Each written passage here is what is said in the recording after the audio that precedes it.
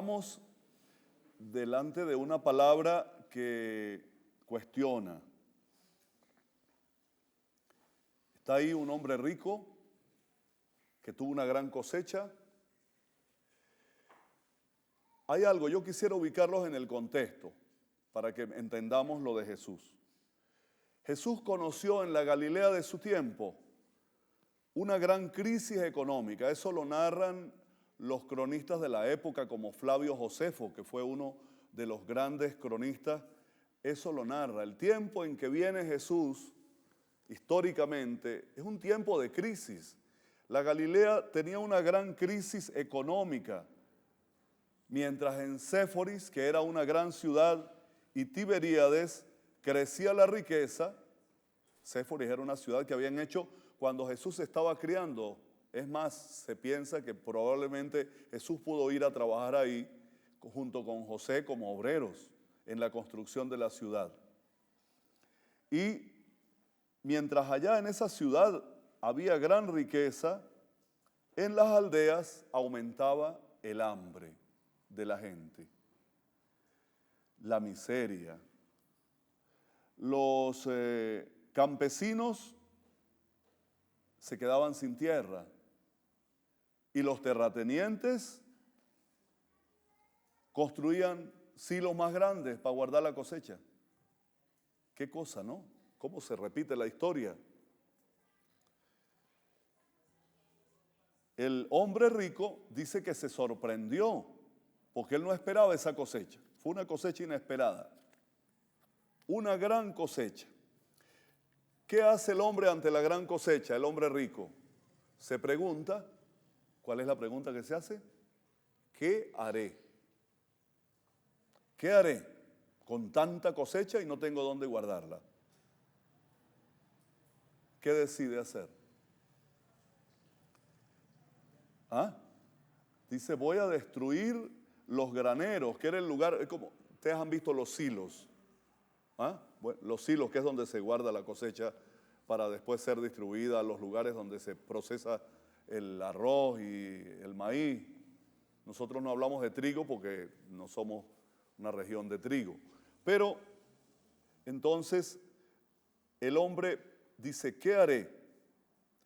Y dice, voy a destruir todo y a construir todo nuevo. Grandes silos, más grandes. Vean qué pregunta. Así han actuado los ricos de siempre. De siempre. Pensó en los obreros que le habían ayudado a lograr esa cosecha. Tendríamos que haber pensado en ellos, ¿verdad?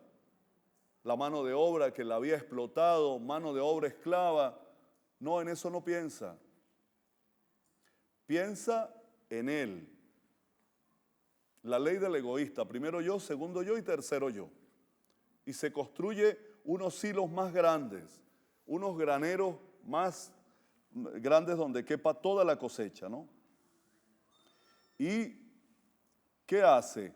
Acapara para él todo, ¿no? Siempre los que se creen poderosos han pensado así, toda la vida. Dice Jesús, son imbéciles, ¿no? Destruyen la vida de los pobres y no pueden asegurar la suya, que es lo más triste, ¿no? Destruyen la vida de los pobres y la suya no la pueden asegurar por el egoísmo. Como les decía, ahí no pensó en los campesinos, no pensó en un vecino que tenía, que él sabe que es pobre, que vive ahí en un ranchito al lado. Para él no hay nada. Para él no hay pensamiento, no hay compasión, no hay nada.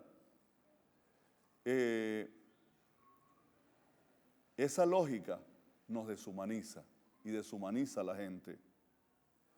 Cuando nos encerramos en nosotros mismos, nos volvemos necios. Jesús le dice en el Evangelio, en la parábola, lo llama insensato. Porque no piensa en los demás, piensa en sí mismo y le dice insensato. ¿Qué vas a hacer con todo eso? El día que te mueras no te vas a llevar eso.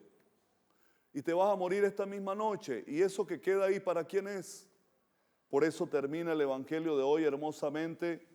Dice que así será el que amasa riqueza para sí y no es rico ante Dios. Ahora, ¿cómo es el rico ante Dios? ¿Cómo es un rico ante Dios? A ver si ustedes conocen algún rico ante Dios. ¿Ah? Piensa en los demás. Va acumulando, va haciendo una libreta de ahorros para el día que se muere. Pero no de dinero, sino de buenas acciones, de buenas obras. El rico ante Dios es el que escucha el evangelio y lo pone por obra. No es el que se conforma con cumplir la misa del domingo y ya, y listo, con eso arreglo todo.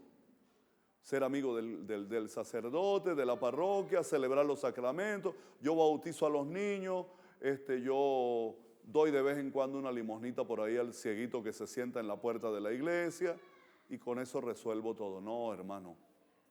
Ese es un cristianismo pobre, miserable, que nos ha hecho mucho daño. Ese cristianismo de los ricos que resuelven su problema derribando todo lo que tienen para acumular más. Para acumular más para ellos. No piensan en los demás. ¿Ustedes creen que el rico que se ha construido una enorme mansión piensa en los obreros que construyeron esa mansión, por lo menos en hacerles una cena el día que terminan de construir la mansión? Asomémonos en ciertas urbanizaciones de nuestras grandes ciudades para que vean las enormes mansiones. ¿Y quiénes las hicieron? Los hijos de los ricos. ¿Los hicieron los ricos? No, los hizo la mano pobre, obrera, explotada, que no le pagaron ni siquiera las prestaciones y que nunca le brindan ni un café. Y cuando ese obrero va a visitar esa quinta, lo primero que le sale es un perro y un policía. Nunca tiene nada para ellos. Esa es la verdad y eso es lo que encontramos en este evangelio de hoy. Esos eran los ricos del tiempo de Jesús. Por eso Él levantó la voz y los desenmascaró. Y eso cae pesadito, ¿no? Nosotros entendamos que lo único que nos vamos a llevar es todo el bien y el amor que hayamos dado. Más nada. Piensen ustedes en un Romero, San Romero de América. Vivió para los demás y entregó la vida por los pobres. Un San Francisco, una Madre Teresa de Calcuta o tantos otros. Tanta gente que tenemos aquí en la comunidad seguramente, que ustedes conocen y yo. Gente humilde. Son santos del apartamento del lado, que nadie les dice santos, pero cuando tú ves cómo viven, son santos. Que viven de verdad el evangelio. Lo ponen por obra. Eso es lo que importa. Eso será un ahorro para el cielo. Les repito algo que yo lo he dicho aquí en este programa. Un campesino me dijo una vez, padre, yo no conozco todavía entierro con mudanza. ¿Ustedes han visto algún entierro con mudanza? Que va ahí el muertico delante y va todo el camión de la mudanza detrás. No nos llevamos nada. Si acaso nos consiguen un cajoncito para enterrarnos. Entonces, ¿cuál es el apego? ¿Por qué no nos abrimos a los demás? Que el Señor nos dé esa gracia, que así sea.